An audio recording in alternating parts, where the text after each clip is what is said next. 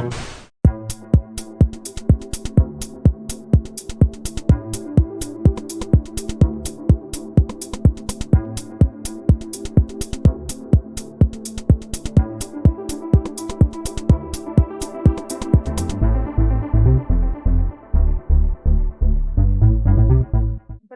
de Alas Tensas y Árbol Invertido. Esta vez tenemos el privilegio de contar con el escritor, ensayista, narrador Amir Valle en el espacio de hoy. Bueno, Amir, bienvenido y muchísimas gracias por aceptar, la verdad. No, gracias a ustedes. Son dos proyectos que sigo hace mucho tiempo, casi desde que nacieron. Bueno, entonces nos acompaña prácticamente desde la fundación de ambos proyectos. Bueno, quería comenzar, yo creo que es casi que una falta de respeto, es casi que inevitable no sentarse a conversar con Amir Valle sin hacer referencia a Habana, Babilonia. Yo soy muy joven, pero recuerdo claramente ser un adolescente y recuerdo que la novela se intercambiaba de mano en mano, mis profesores, mis hermanos mayores la leían a través de memorias USB. Y era muy interesante cómo se fue generando todo un mercado editorial negro, como es una novela que fue altamente contrabandeada en Cuba. De hecho, se ha hablado de ella como un bestseller underground, como el primer bestseller underground cubano. Entonces, a mí yo quisiera conocer generacional y también como desde el espacio de la entrevista, cómo era el contexto en que usted estaba escribiendo esa novela, en que tú estabas escribiendo esa novela. O sea, ¿qué te rodeaba? ¿Qué mundo, qué referentes? ¿Qué mundo literario? Mientras se estaba conformando lo que es Habana, Babilonia. Sí, mira, lo primero es decirte que, bueno, mucha gente la llama novela. Realmente el género real exacto sería no ficción, porque mezcla, digamos, testimonios, entrevistas, bueno, recuerdas el texto, pero todo está basado en hechos reales. Es decir, aunque está novelado, muchas partes realmente no hay invención ninguna, ¿no? Por eso los americanos que siempre en materia de clasificar las cosas se van delante, hicieron ese término que se llama non-fiction o no ficción para ese tipo de material, ¿no? En el cual empezaba a darse esa mixtura genérica, ¿no? Eso es lo primero. Lo segundo es asombrarme yo mismo de que un libro que yo investigué a finales de la década, a inicios de la década del 90, es decir, entre 1993 y 1995, y que terminé de escribir en el 97, sea leído hoy en Cuba como si fuera una obra escrita ayer, lo cual te habla de que por lo menos en ese contexto, no han variado muchas las cosas. Era una Cuba en aquella época en la que por primera vez el fenómeno de la prostitución saltaba a la vista. Quizás, por ejemplo, tú eras muy pequeña, pero quienes vivimos esa época, de pronto vimos todo lo que era la Tercera Avenida y Primera completa, todo hasta el Palacio de las Convenciones, eran chicas una detrás de la otra, porque en esa zona pasaban los autos turísticos y era algo que no había sucedido de ese modo tan escandaloso en Cuba. Lo mismo sucedía en Varadero. Varadero realmente también la entrada o la salida a Varadero o la calle principal estaba llena de esas chicas, y a mí me había llamado la atención mucho antes de que ese fenómeno surgiera, porque las mismas muchachas que servían de modelos en Cubanacán, donde yo trabajaba en aquel entonces, algunas de esas chicas yo no puedo decir se prostituían, sino que salían con extranjeros. Y me comenzó a llamar la atención. Y ahí sí empecé a pensar en, bueno, esto puede dar una buena novela. Que impulsa a una muchacha que está bien preparada, que habla idiomas, que además es muy agraciada, que impulsa a una muchacha a irse con un viejo gordo, calvo, o sea, con todos esos atributos que tienen generalmente los empresarios que iban en aquel entonces a la isla. No sé por qué razón no eran agraciados ninguno, todos tenían más o menos ese mismo sello, hay que decirlo.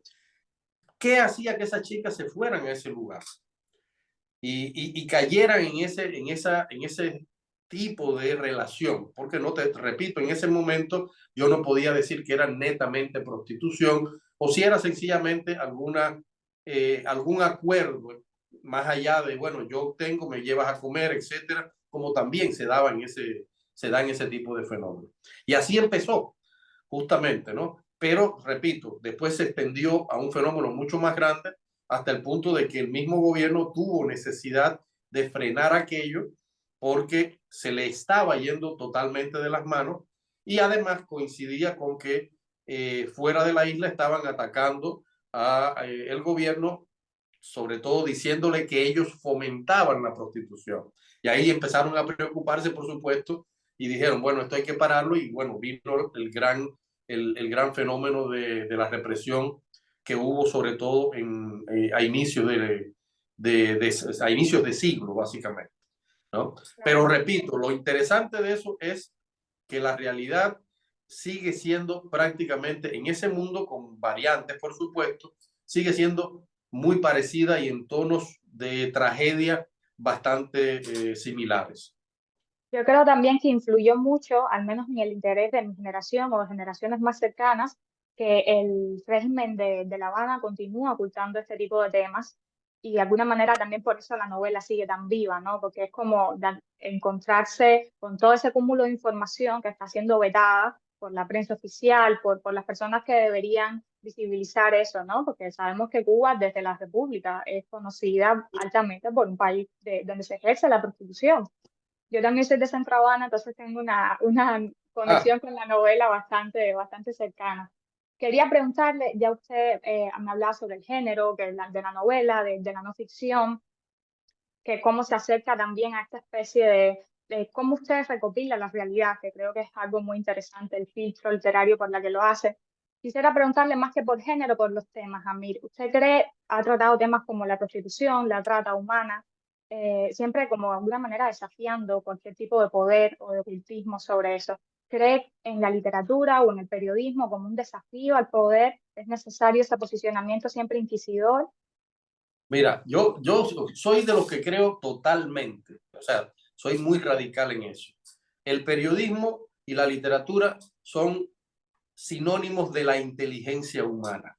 Y la inteligencia humana tiene que, por lo menos, tratar de buscar mejorar esta cosa que nosotros llamamos especie superior, ¿ya? Que sabemos que está lleno de todas esas cosas que no son nada superiores.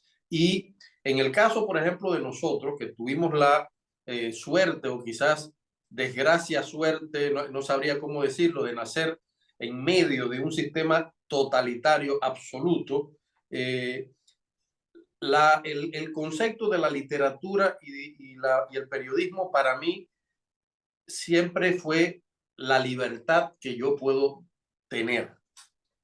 ¿Por qué razón? Porque a ti te pueden quitar cualquier cosa, pero lo que tú piensas realmente nadie te lo puede quitar.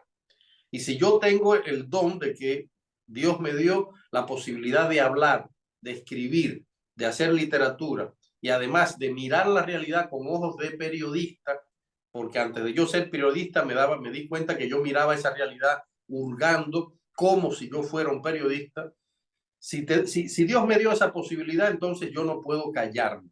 Y creo que esa es una de las lecciones que están todavía pendientes dentro de mucha y gran parte de la intelectualidad de nuestro país.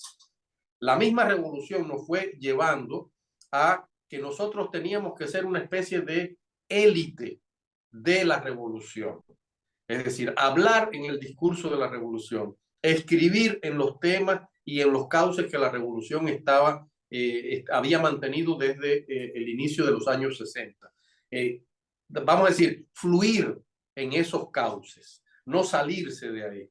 Y lamentablemente hay que decirlo, la intelectualidad cubana que en años posteriores, en décadas posteriores y en siglos posteriores de nuestra historia, tuvieron un papel protagónico, a partir de 1959 se convirtieron en simples amanuenses o en repetidores de un discurso. No generan un discurso propio, no generan un discurso crítico, que es una de las, digamos, de los papeles que tiene la intelectualidad y periodistas y escritores generalmente pueden englobarse dentro de la intelectualidad. No generan pensamiento crítico, no son la conciencia crítica de la sociedad.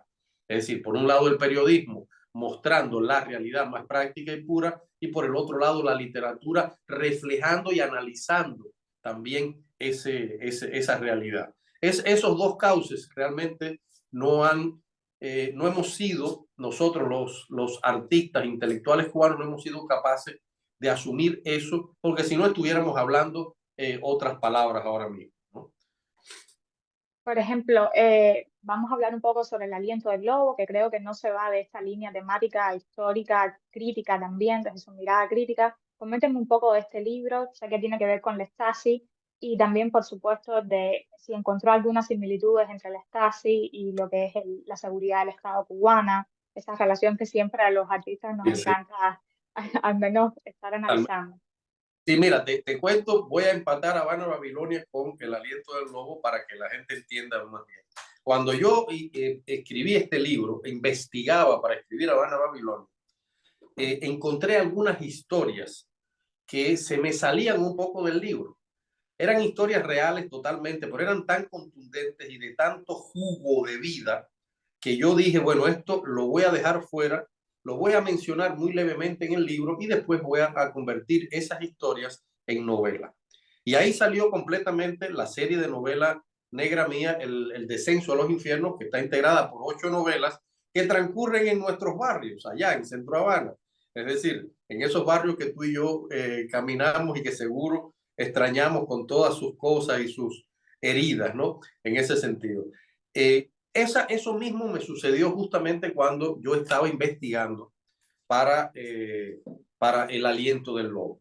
¿Ya? El aliento del lobo, que tiene un subtítulo, La Stasi, el muro de Berlín y la vida de nosotros, es decir, ese es el subtítulo, tiene justamente ese subtítulo porque más allá de mostrar la historia de la Stasi, trata de mostrar un fenómeno de revivir de un modo, digamos, bastante orgánico o general, no diría orgánico, sino general, un fenómeno que estuvo en todas nuestras sociedades, estuvo en todas las sociedades esas que fueron catalogadas de comunidad socialista. ¿Ya? Cuba, nosotros tenemos el fenómeno de la seguridad del Estado, el Departamento de Seguridad del Estado, que depende mucho de este fenómeno. Pero con este libro, fíjate, cuando yo empiezo a hablar de este libro, donde yo hablo también de las conexiones cubanas que hay, y de las conexiones de la Stasi con los movimientos supuestamente de la izquierda de independentismo en América Latina a través de Cuba, sale la historia de esta novela, que tiene que ver directamente, sí, ya con Cuba. Entonces, yo menciono la novela Tu rostro más secreto, que la publicó Verbum, la menciono en el libro muy brevemente, pero con el mismo esquema que hice en Habana, Babilonia con las novelas, porque yo dije, aquí hay una historia que es muy rica, y es la historia justamente de una persona que cuando cae el muro de Berlín tiene acceso a su expediente y descubre que ha sido adoptado, que no es alemán, que pasó toda su vida sirviendo a Alemán, incluso a Alemania, fue un oficial joven de la Stasi, creía que le servía a su país y básicamente cuando cae el muro descubre que es cubano y que había sido adoptado por su padre, que había estado en la década del 60 en Cuba, como aquellos asesores primeros que fueron justamente a darle cuerpo de experiencia a los nacientes órganos de la seguridad del Estado cubano. Una historia absolutamente real, una de las tantas historias que yo encontré, porque también encontramos otras historias de alemanes que descubrieron justo cuando cayó el muro y se abrieron los archivos de la Stasi que eran cubanos, que habían sido adoptados, ¿no? Entonces, esas historias son, digamos, muy fuertes humanamente y por esa razón, repito, hay un libro dedicado a un análisis con testimonios, sobre todo de las víctimas, y esta novela que también cuenta una historia muy dura que tiene que ver justamente con todas esas manipulaciones de nuestros supuestos gobernantes durante décadas, ¿no? Quisiera preguntarle también a mí, no es un secreto que acá en Europa la mayoría de la intelectualidad tiene una imagen en ocasiones un poco edulcorada del régimen de La Habana. Yo creo que eso está relacionado también con cómo entienden el triunfo de la Revolución Cubana, en cómo se ha vendido también la revolución en cuestiones de marketing, que estamos convencidos que ha sido una labor extraordinaria la que han hecho. Y muchos artistas intelectuales han contado en sus libros, en sus procesos creativos, lo difícil que ha sido ese choque, venir con toda esa realidad de la isla acumulada, quererlo traspolar a sus obras y encontrarse con una narrativa acá en Europa que cuenta a Cuba desde un filtro malva, de alguna manera. ¿Le ha ocurrido así en el mundo editorial? ¿Ha encontrado alguna traba por esa realidad que usted refleja tan magistralmente cuando escribe? Mira, yo me considero realmente un privilegiado, lo tengo que decir, porque cuando yo salí de Cuba, yo salí representado por una de las agencias más importantes, digamos, del mundo en ese momento. La segunda agencia después de Carmen Barcel estaba la agencia que me representa a mí. Y eso me abrió muchas puertas. De hecho, yo salí de Cuba, ya había publicado en las grandes editoriales y seguí publicando en las grandes editoriales. Contra eso, no podían hacer nada. Pero eso no significa que no tengas toda la razón, absoluta razón. Una de las cosas más tristes de los artistas intelectuales cubanos de todas las épocas de 1959 acá es que en Cuba, cuando salimos, nosotros dejamos de existir, somos borrados de los libros, somos las personas que ya han muerto para la cultura nacional. Y eso es un primer bloqueo hecho desde la isla. Pero después nos encontramos con este otro bloqueo, que es el bloqueo de que esos intelectuales que son de izquierda, que miran a Cuba con la nostalgia, que siguen defendiendo supuestamente un proyecto que ellos en mayoría saben que está fracasado, pero bueno, la idea hay que defenderla, te dicen.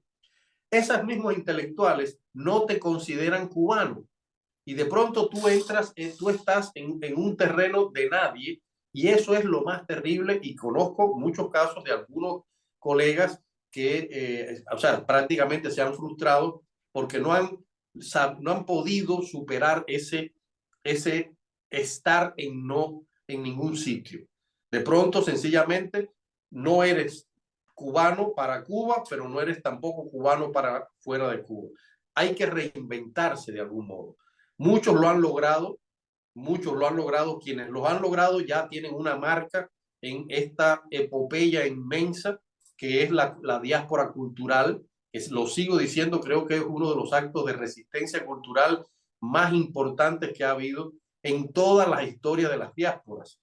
¿Ya? ¿Por qué razón? Por esto que te digo, porque la mayoría de las otras diásporas, cuando esa persona llegaba al lugar o era asimilada o sencillamente podía desarrollar sin ningún tipo de freno su misma cultura, sus tradiciones, etcétera. En el caso de los cubanos, salvo la comida, todo lo demás nadie, o sea, salvo la comida y el bailoteo, como decimos nosotros, todo lo demás no ha sido muy difícil.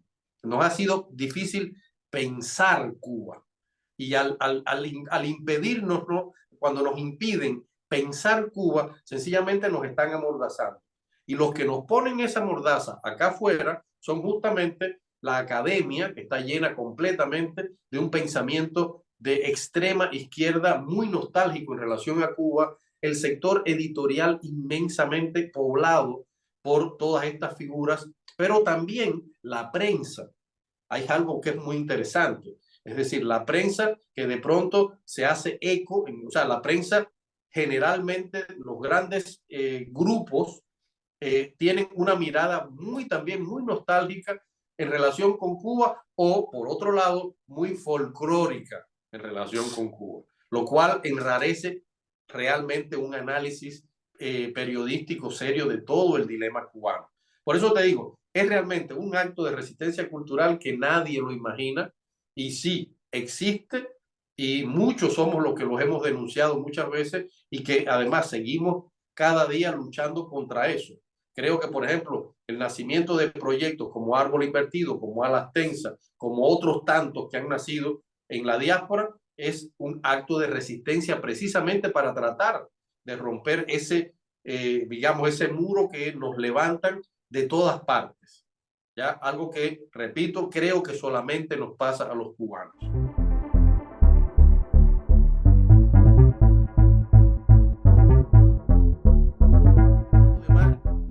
ha sido muy difícil. Nos ha sido difícil pensar Cuba. Y al impedirnos, ¿no? Cuando nos impiden pensar Cuba, sencillamente nos están amordazando. Y los que nos ponen esa mordaza acá afuera son justamente la academia, que está llena completamente de un pensamiento de extrema izquierda muy nostálgico en relación a Cuba, el sector editorial inmensamente poblado por todas estas figuras, pero también la prensa. Hay algo que es muy interesante, es decir, la prensa que de pronto se hace eco, o sea, la prensa generalmente los grandes grupos tienen una mirada también muy nostálgica en relación con Cuba o, por otro lado, muy folclórica en relación con Cuba, lo cual enrarece realmente un análisis periodístico serio de todo el dilema cubano. Por eso te digo, es realmente un acto de resistencia cultural que nadie lo imagina y sí, existe y muchos somos los que los hemos denunciado muchas veces y que además seguimos cada día luchando contra eso. Creo que, por ejemplo, el nacimiento de proyectos como Árbol Invertido, como Alas Tensas, como otros tantos que han nacido en la diáspora, es un acto de resistencia precisamente para tratar de romper ese, digamos, ese muro que nos levantan de todas partes. ¿Ya? Algo que, repito, creo que solamente nos pasa a los cubanos. Amir, yo he escuchado sus opiniones con respecto al trabajo, de alguna manera de la disidencia, de los que estamos sintiendo desde cualquier lugar del mundo.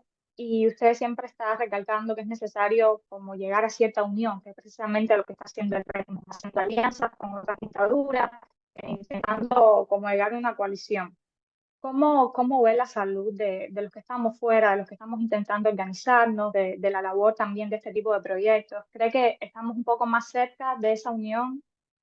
Mira, lo más interesante que hay que decir es que la mayoría de los que encabezamos estos proyectos somos amigos.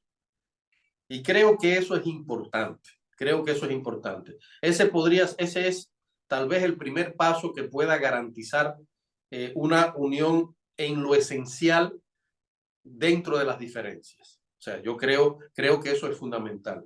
La mayoría de los que dirigimos los proyectos intelectuales, culturales, etcétera, somos personas que mal que bien llevamos muchos años transitando el mismo camino, nos conocemos, sabemos bien claro, en muchos casos somos realmente muy amigos, nos admiramos, nos respetamos, pero, por ejemplo, ¿qué sucede?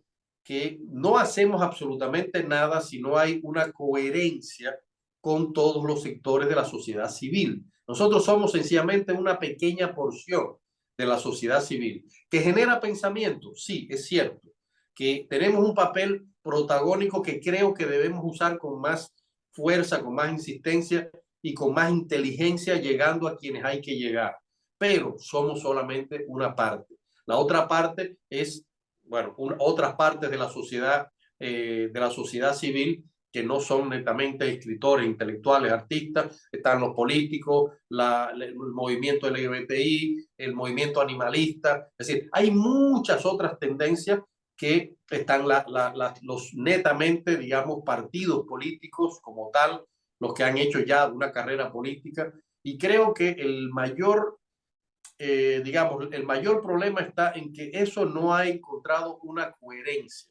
En varios foros internacionales donde han estado algunos de nuestros, digamos, líderes políticos de distintos sectores, yo he planteado varias veces la necesidad de mirar a esa sociedad civil y de establecer una especie de plataforma unitaria en la que haya un sentido común. El sentido común sería nosotros todos estamos porque es necesario cambiar la realidad de nuestro país a través de un cambio de gobierno. Punto. Todo lo demás, las vías para llegar ahí es asunto de cada grupo, de cada sector, de cada parte, cada uno con sus responsabilidades. Es decir, a mí yo creo que no me corresponde políticamente fundar un partido político, hacer esto. Yo creo que tengo una voz y que mi voz intelectual puede hacer mucho efecto en una parte importante del mundo fuera de la isla, el mundo intelectual, el mundo académico, el mundo del pensamiento. Creo que nosotros tenemos esa tarea. Los políticos tienen su tarea. Los grupos, digamos, las llamadas minorías, también como parte de la sociedad civil, tienen una tarea hacia esos movimientos similares que existen en estos países donde nosotros vivimos.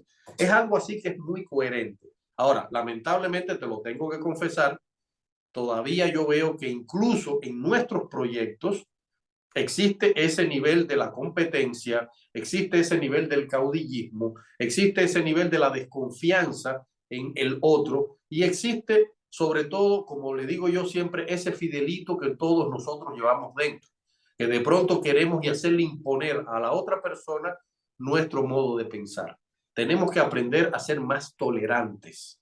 Tenemos que aprender a saber de una vez que ninguno de nosotros, ninguno, el más lúcido, tiene la verdad absoluta, porque construir un país es un asunto muy complejo.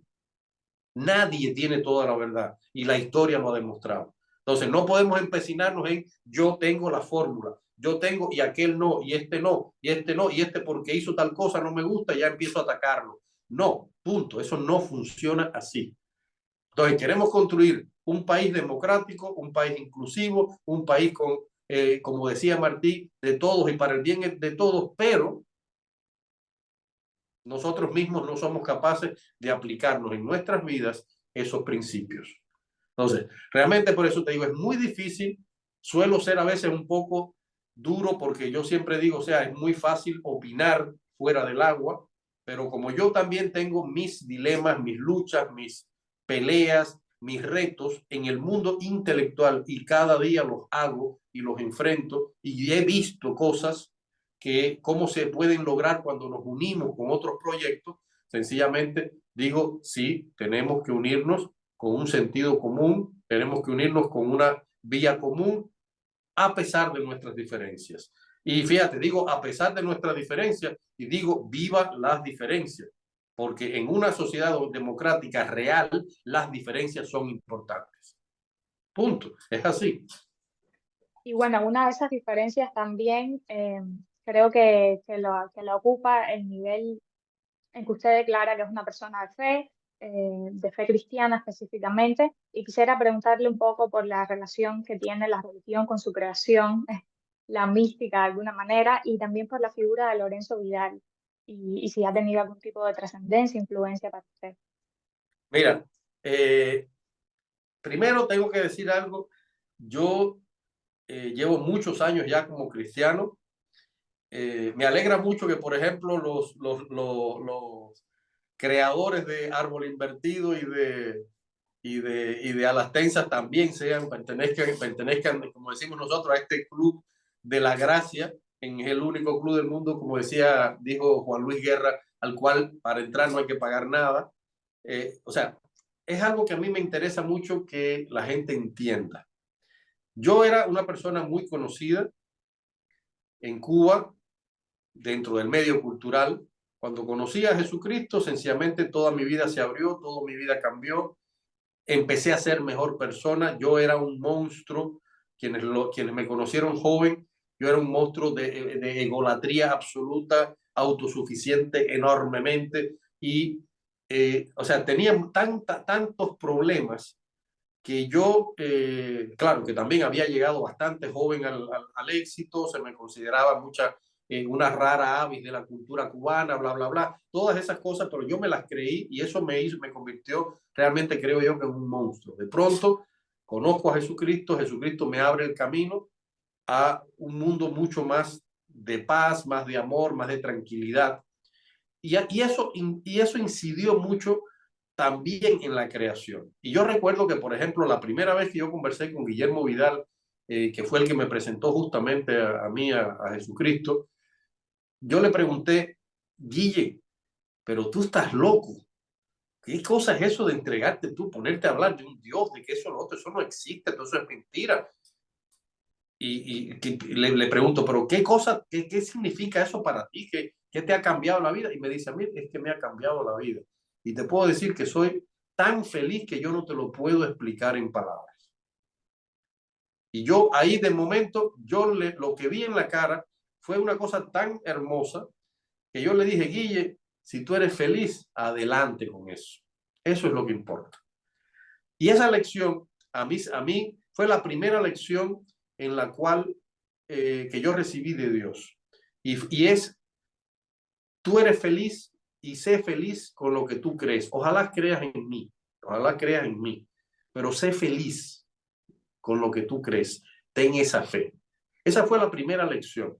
La segunda lección fue algo muy radical, porque yo decía, señores, que yo escribo de sexo, yo escribo de droga, yo escribo de todo lo malo que hay en este mundo, y imagínate, ahora me entrego a ti, tengo que dejar de hacer eso, y me dolía, te lo puedo asegurar, me dolía profundamente que de pronto una voz viniera y me decía, sí, tienes que dejar eso, fatal. Me sentía terriblemente de esto. Pero fue todo lo contrario. Un día sentí la tranquilidad de que yo debía seguir escribiendo y diciéndole al mundo, mira, humanidad, cuán perfectos podemos ser y cuán imperfectos y cuán inhumanos nosotros somos a través de mis libros. Y eso mismo le pasó a Guillermo Vidal. Guillermo dice que cuando él se entrega, él le dice a Dios, Señor, si tú no quieres que yo haga más esto, quítame todo esto de encima. Y de pronto Guille me dice, Amir, y empecé entonces a escribir todavía más sexual, todavía más, o sea, fue algo impresionante y su obra a partir de ese momento empezó a ser todavía más reconocida. Exactamente lo mismo pasa conmigo. Es decir, a partir de ese momento, justamente cuando yo me entrego, a partir de ese momento, de pronto llega a La Habana una agente extranjera que nadie conocía y resulta ser que era esta señora Raigú de Mertin, que paz de descanse, murió hace unos años, y Raigú de Mertin me empieza a representar y me coloca en las grandes editoriales del mundo. Entonces, mi vida hasta hoy ha sido sencillamente eso, o sea, como bien te decía, de muchos modos, Dios me ha privilegiado absolutamente. Yo me siento totalmente bendecido por Dios en la carrera, en la familia, en mi trabajo. Es decir, llego a un país como Alemania, donde prácticamente no conocía nada, no sabía el idioma. Hoy hablo el idioma, trabajo en importantes instituciones, entre ellas el Ministerio de Relaciones Exteriores y la agencia más de prensa más importante del país. Es decir, he tenido ese desarrollo y te lo digo sinceramente, sin hacer prácticamente fuerzas, porque no lo hago yo en mis fuerzas, es Dios el que me va guiando. Con este libro pasó exactamente lo mismo. Cuando yo voy a escribir El aliento del lobo, yo empiezo a investigar, porque me parecía algo tan inhumano todo aquello, que yo digo, Señor, yo quiero que tú me guíes y me pongas en las manos las historias que yo quiero contar. Y empezaron a aparecer muchas historias y yo guardé esas historias. Y yo dije, bueno, alguna vez las contaré. Y de pronto aparece una persona que estudió conmigo en Cuba, periodista, y me dice, oye, ¿sabes qué? Hay una gran editorial, la editorial Anaya, que está buscando para celebrar el aniversario de la Stasi y de la RDA, están buscando alguien que escriba un libro sobre este tema. Y yo dije, es que yo tengo la persona, está en Alemania, vive en Berlín, me dice ella. Y entonces, ¿estás de acuerdo en hacerlo? Le digo, bueno, claro, es que tengo todo el material. Dios a mí Claro. me ha puesto todo delante. Y lo único que tuve que sentarme fue a escribir. Y en ese caso, ahí viene la otra pregunta de cómo funciona en el poder creativo. Es decir, de pronto yo siempre digo, Señor, yo quiero que cada libro mío y todos mis libros, tú los puedes abrir y vas a ver que están dedicados a Jesucristo, todos, no importa la temática que tenga. Yo siempre le digo, Señor, guíame porque yo quiero que llegue tu mensaje de humanidad. Es decir, yo quiero que llegue ese mensaje de cuán nosotros nos hemos alejado de Dios y por qué razón todo lo que estamos viendo aquí es sencillamente que nos hemos apartado de las enseñanzas cristianas. Entonces, cuando yo digo eso, automáticamente me viene y me dice, busca las voces. Punto. Y las voces son aquellas personas que fueron víctimas, porque no es lo mismo que yo me ponga a decirte ahora, no, porque aquí hay una persona que la torturaron, la llevaron después cuando salió le hicieron toda una historia y la convirtieron en una prostituta y no era prostituta, todo era chisme, brete de la policía política, le armó todo, es decir, le llegaron a poner incluso hasta fluidos vaginales en la cama a un político para poder encerrarlo. O sea, cosas así horrorosas. De ese punto de vista, no es lo mismo que yo te cuente esto a que te lo cuente esa persona. Claro, Entonces, ese fue, digamos, la voz. Es un proceso que es así. Es decir, yo entrego y yo digo, Señor, yo quiero que cada libro mío sea un mensaje que tú dejas en esta tierra. Guillermo Vidal hacía exactamente lo mismo. Y ese fue mi aprendizaje del Guille Vidal. Por eso para mí es una persona que es vital en mi vida todavía hoy. Justamente ahora estamos haciendo una reedición homenaje de toda su obra. ¿Ya? Pero asimismo, te puedo mencionar otros escritores de nuestra generación, Alberto Garrido, que además es pastor, es decir, que han visto cómo Dios ha operado en sus literaturas y cómo ha ido abriendo caminos, contrariamente a lo que muchas personas creen, porque mucha gente nos llaman intolerantes, mucha gente creen que es difícil o que es tonto o que es loco en un mundo como el que vivimos llamarse cristiano. Yo te digo, orgullosamente soy cristiano y defiendo mi fe sin ningún tipo de diferencia. Yo defiendo mi fe y esto te lo digo muy claro. Defiendo mi fe igual que defiendo mi derecho a decir lo que yo pienso sobre la Revolución Cubana. Si hay alguien que dice que no cree, yo le digo, bueno, es tu derecho. Si alguien cree en la Revolución Cubana, le digo, bueno, es tu derecho, ya te estrellarás en ese caso. ¿Okay? Entonces, es así, ¿no? Respetando siempre el derecho que tiene todo el mundo de expresar, de sentir y de tener una fe distinta, ¿no?